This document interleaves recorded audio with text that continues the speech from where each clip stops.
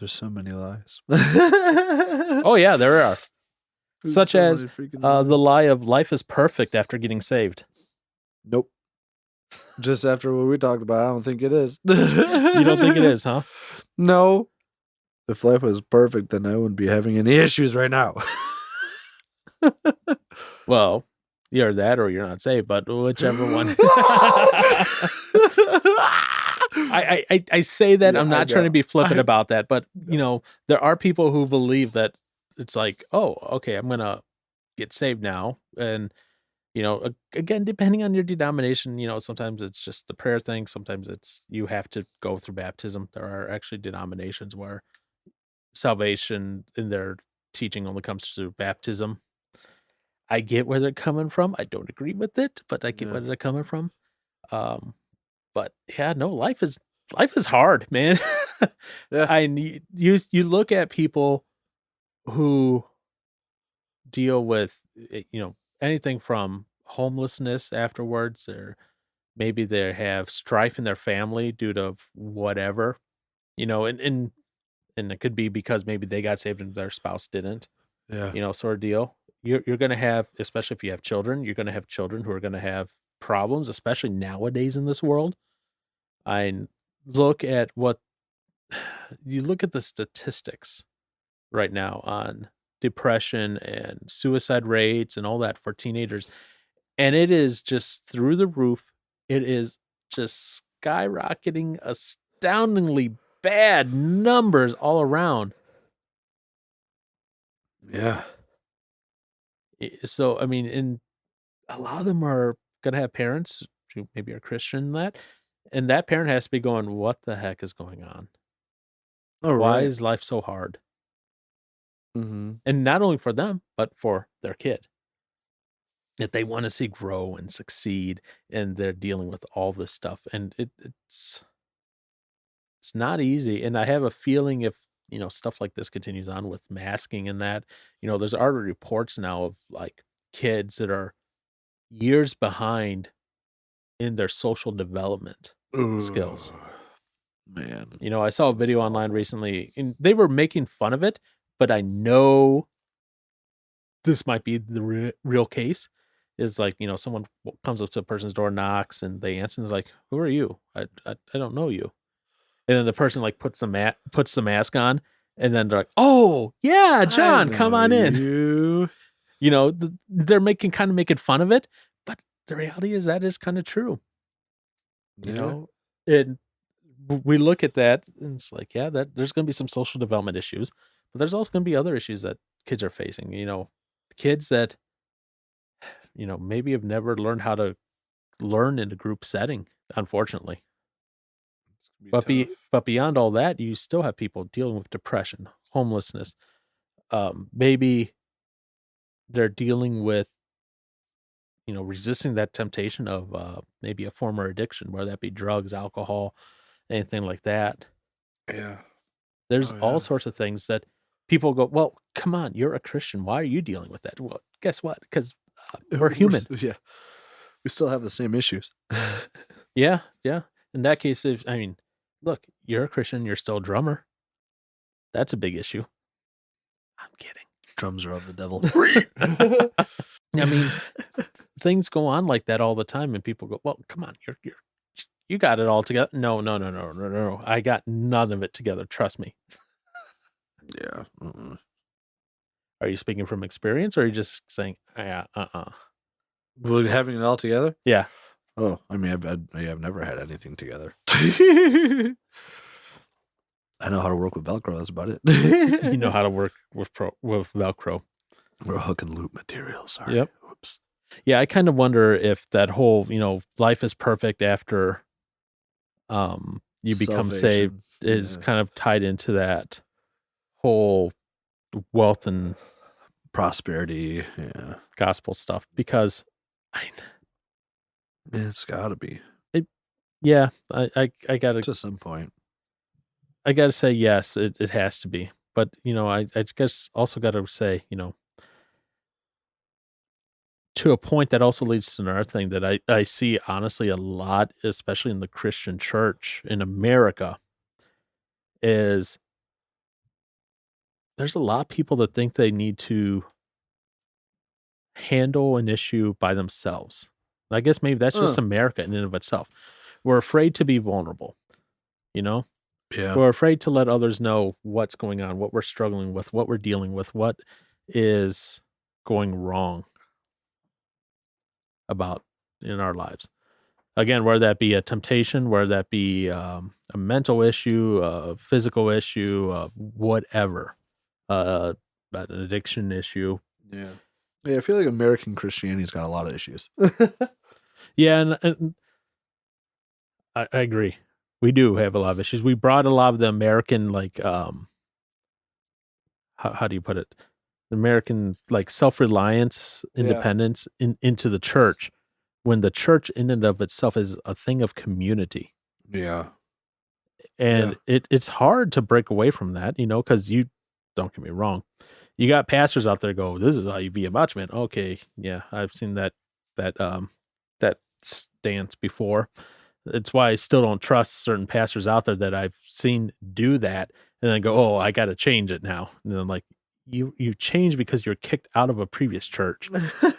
And so I still kind of look at from far, kind of some of the stuff they say, and take it with a big grains of salt. Big grain of salt. Yeah. Not just a small grain of salt, big grain of salt. And then you have stuff that's published out there, like those chick tracts, like I told you about, before.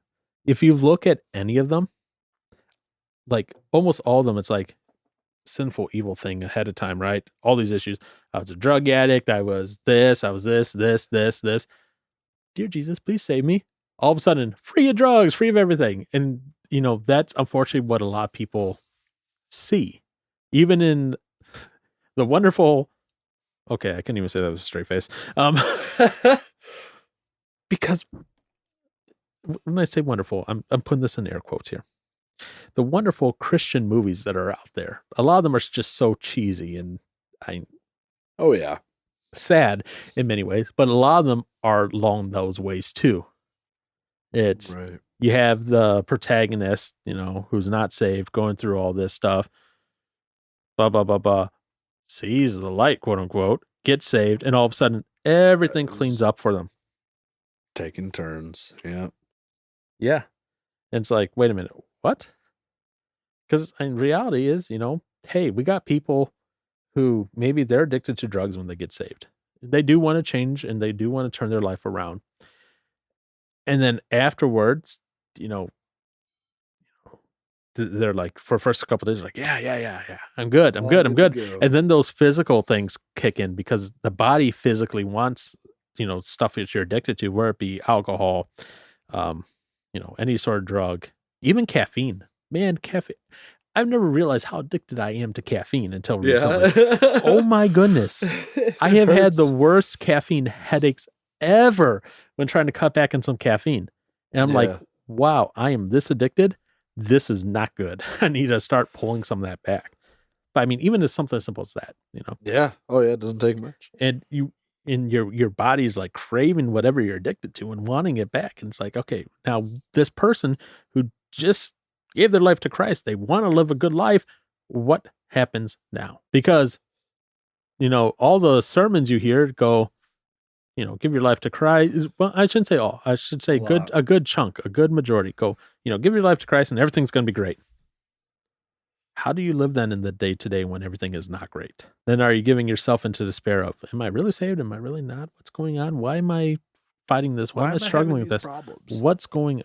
And you just continue one after the other. Then you lose hope. And you hear so many stories about that where people, maybe they go to a camp or something like that and they hear about Christ for the first time, they give their life, and then they go back into the real world and then they're like, I don't know what's going to happen. Right.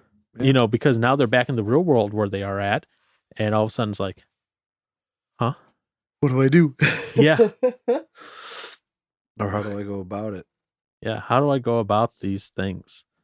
You read the stories of like, college guys, maybe, they're in a frat, booze and sex all the time.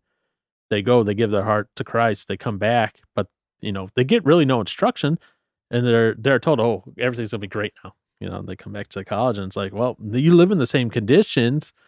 You're still tempted with all this. And then you wonder why so many guys then, or I shouldn't say just guys, people in general, Right. then fall away and do what they do. It's because of things like this, where we give this false impression that you do this and hey, life is going to be just fine. It's going to turn around. And it's not. No. And it's one of those things of like, hey, it's a constant. It's a battle. Yeah, it's a constant battle all the time. And people don't like to say that because I don't know. Depending on how it's used, it could sound like, okay, let's be very super spiritual. It's a spiritual battle for your soul. Okay. But that is the truth. It is a battle for your soul all the time, every time. Yep. Especially new believers, because that's the time when the devil's like, okay, you got no foundation. You got no footing. You got this new thing. Let's see how we can manipulate it. Yeah. And that's what can happen. And it just kills me on multiple levels. Yeah, it's tough to see. It's disheartening. Well, but yeah, it is disheartening. And I say that as someone who has seen younger guys go through things, and then all of a sudden they're like, well, I'm questioning everything and this and that. And yes, I'm looking at you, Mr. Johnson. I know. But I also think at a certain point, it's almost inevitable, I guess you could say, that war happens at some point, But I think it's really harmful and really important when it does happen right at the beginning. That it's something that we tell new believers. Hey, guess what? Hey, congratulations! Welcome to the family. You're saved. Life doesn't get easier from here. It gets harder. Get ready for a fight. That's honestly what I tell some people. Is like, life doesn't get easier. It gets harder. It is so easy to just go with the flow and do whatever you want. It is so easy to just say, screw it. No one needs to know. I'm here alone. I live alone. No one needs to know these things. This is true. But it's I guess one thing that's like a good reminder though. And again, it's so hard to keep in mind when facing tough times, but it's like realizing who's on your side kind of thing, and realizing what kind of support system you have and the people you can go to, and then obviously one being you've got God in your corner. I hate to sound pedantic about that, but yeah. If I'm being honest, a lot of times what we need, especially as human beings, we need someone physically there. Right. It's great and lofty, and I agree 100%. We got God in our corner. Yeah. I'm not disagreeing with that. Yeah. But there's a difference between sitting there and thinking, I got God in my corner, I got God in my corner, I got God in my corner, versus someone sitting across from you going, hey, all right. Well, that's where we have, part of fellowship and community and stuff like that. And that's why hopefully, exactly. And hopefully as part of the process with a new believer, especially, is that, let's say it was at a church or a camp or whatever, hopefully they find a way to get them plugged in to a local community and not just, okay, congratulations, you're saved. Here's your Bible. Good luck. Welcome to the family. Go off. And push you off.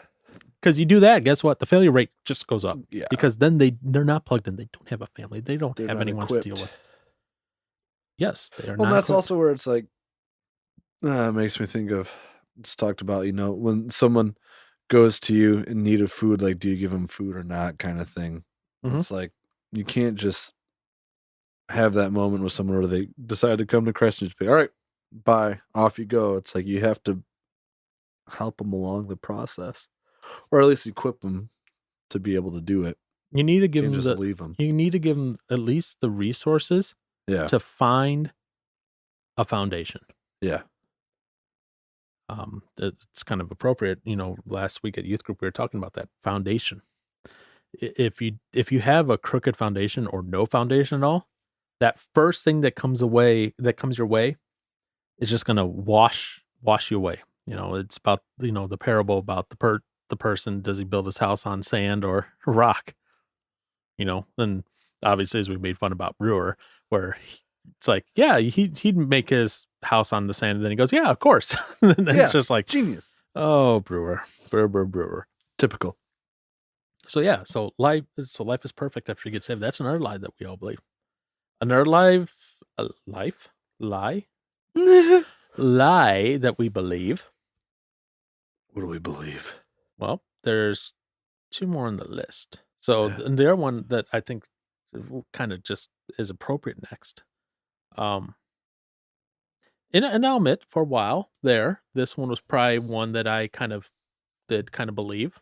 But as I've grown and matured, I'm kind of like, yeah, no, I don't believe this one anymore. And that is, God doesn't give you more than you can handle. Hmm. It's reassuring to think that, because it's like, oh, okay, yes, that means what I'm going through is something I can handle then, type of deal. But sometimes things are just hard. Right. Now, that being said, just because you're maybe going through something that's real difficult, maybe something that, quote unquote, is more than you can handle, doesn't mean you're doing it alone. Right. Because, like you so appropriately said in the last one there, A, you do have God on your side, but you also have, hopefully, people on your side. And through those people is how you handle it. And yeah, it's going to be difficult. There's going to be things that are going to come your way that, guess what? Maybe end up being terminal for you. There are people, Christians, good people that you might consider even that are non-Christians, right? They're going to get a terminal disease. They're going to get something that hits them so hard financially where they end up homeless. Oh, okay. I It, see it what you're it's it's saying. it's not just temptation Right. that So that's what that you I'm might be, okay. yeah, and that might be where you're handling coming it that way. Yeah. In that regard, I would agree with it. Right. I would At agree. least I would agree with that statement in the temptation part. yeah. Like, hey, yeah, I would like to look at this porn site. Yeah, no, Yeah, you always have a way to get out of that. yeah, you have a Yeah. way to get out of that. So on something like that, like a temptation to sin in that regard, I would agree, because we even are told that, hey, yes, we are tempted, but so was God, and He was tempted as well, and He came out through it. Right. So in that regard, yes. Yes. In the other regard, As far as getting that which then that's no longer a sin thing. That's just you can't get past it. yeah, it's definitely, and I've come to that realization, kind of start separating those out, you know. Yeah, because like I said, with the sin, yes, 100% agree. But Right. what happens when you get, maybe someone, and like when I say, like, personally, right? You can see the fruit of their relationship with God. You could see what they're doing. You can see that they are a good Christian, not just because they're out there going, I am a good Christian, Look at my good works. but you see them like doing stuff in the background, helping people Yeah. or, whatever. And you say, okay, cool. And then all of a sudden, how did they get terminal cancer? Why is that just? And that brings about that, then ties back into all those other things that we were talking about. Prosperity gospel, how much God loves or punishes you depends on your behavior. Hey, clearly wasn't doing anything good if you got that. Yeah, exactly. Life is perfect after you get saved. So it ties back into all those other ones there. It's just like, Well, I say life will be perfect for that person after that's done. right. But no, yes. I know. Lucky them. We do, and yes, we do say like, hey, you know what? They're what was it? Suffering is over, and that's a good thing. And I agree 100% with that. I'm not disagreeing with that. No, I know what you're actually saying. I'm just being dumb. But we look at something sometimes and we just go, wow, what the heck is going on there? Right. And we have to wonder, So I mean, you got other stuff that's maybe like, I said like stuff like chronic, or terminal, Yeah. thing. But what about chronic things? People who maybe get chronic diseases that are going to make them suffer their entire lives, where it's like Crohn's disease, depression, etc. Yeah. You know, is that then a badge of honor? I got depression. That means I can handle a lot. Heck no. It sucks. Oh yeah. Feeling Yeah. like your world is in just utter gloom the entire time? No, This is no thank fun. you. Could do without. Thank you. Anyone who has maybe some, mental health issues, being anxiety, depression, etc., like that. You wouldn't wish that on your worst enemy ever. You want to get rid of it all 100%. And then you just sit there and go, "Oh, God doesn't give you more than you can handle." Well, I can't stop this. He overestimated my capabilities here. Can I get reevaluated, please? Right. Check me out one more time. So, yeah, that's yeah. I get that. yeah. I like this person's saying here.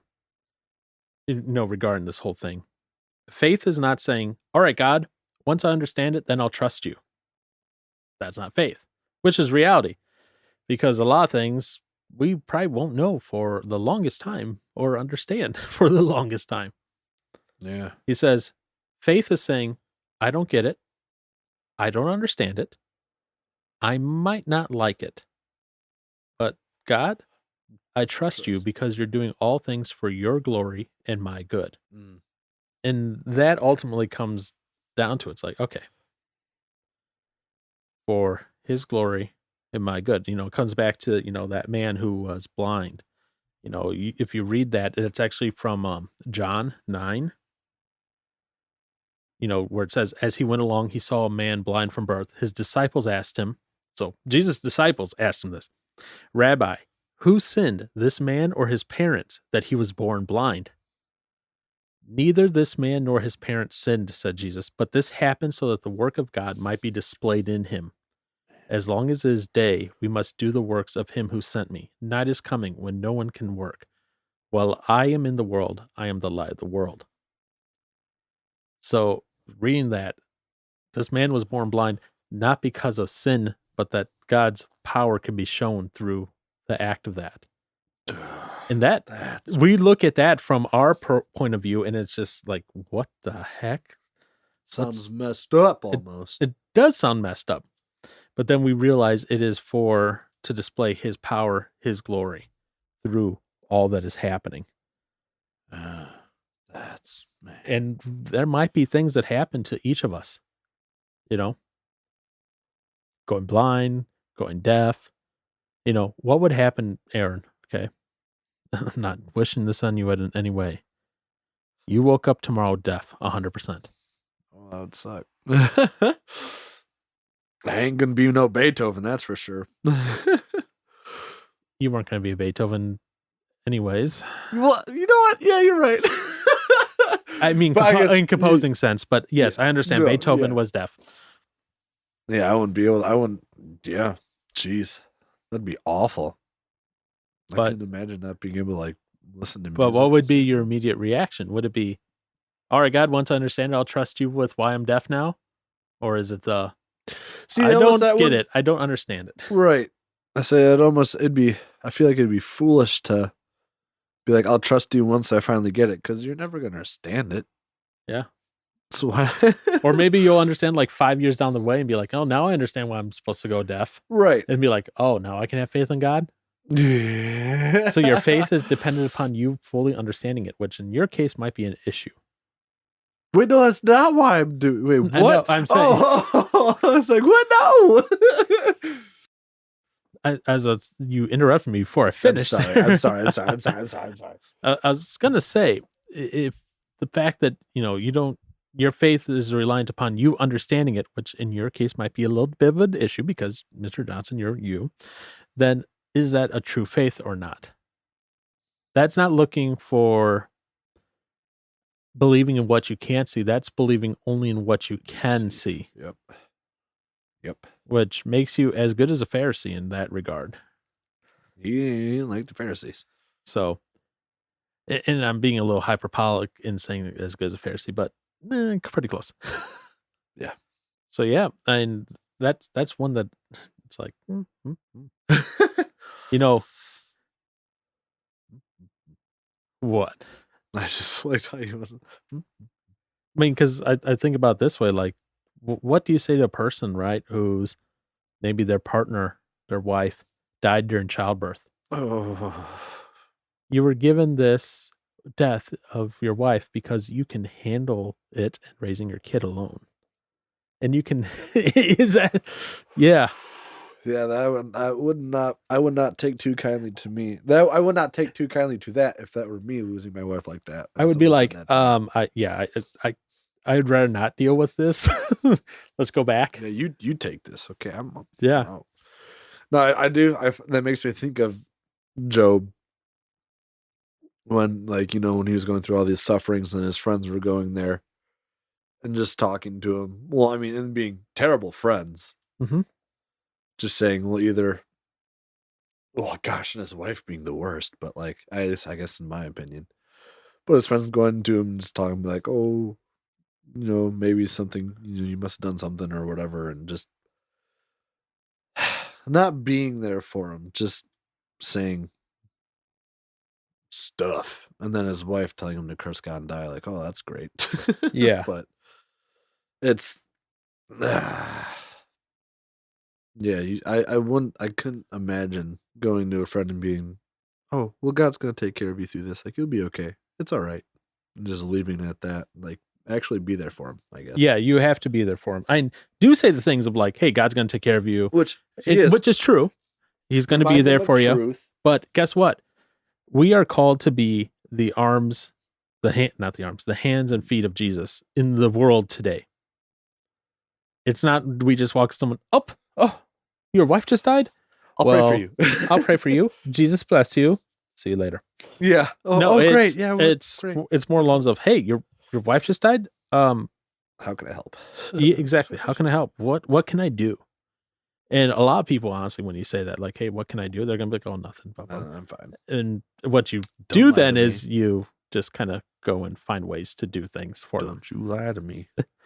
because No, I get again, that though. American individualism. Oh We yeah, can I can I'll do it be on my okay own. on What my are you own. what are you talking about? You prideful son of a gun. What can I help you with? Hey, that's how it goes sometimes, Yeah, I know. I know. And those are I am just very guilty. you know what? We're all guilty of that. Yes. Oh yeah. And that's why sometimes like when I'll message you on some things and you say something, I'll press a little bit more Stop it. just because I know how you are. I Oh know yeah. how I am. I know I how know. our generations are in general about things. Yeah. And it's weird. I agree 100%. It's weird at times to be like, hey, da da da. And the first thing that comes out is, I need help with this, this, this. It's weird. I will admit it. It shouldn't be as weird, but it is. Right. And so This is what we're used to. it is. It really is. So we have to be willing to understand that, hey, these things do happen horribly.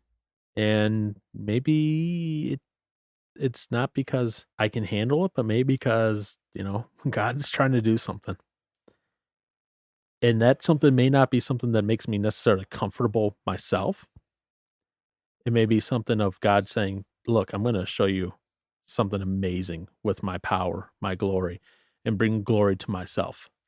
And that seems on the surface almost selfish Right. if you're looking at it that way. But then you look through the Bible and you see all the ways that God moves through the lands and through the people by bringing glory to himself. And then that helps bring a movement or helps break through the hearts of people who have closed to themselves off to him. And you go, okay, I see it. I don't know what's going on, but I'm going to trust you on this.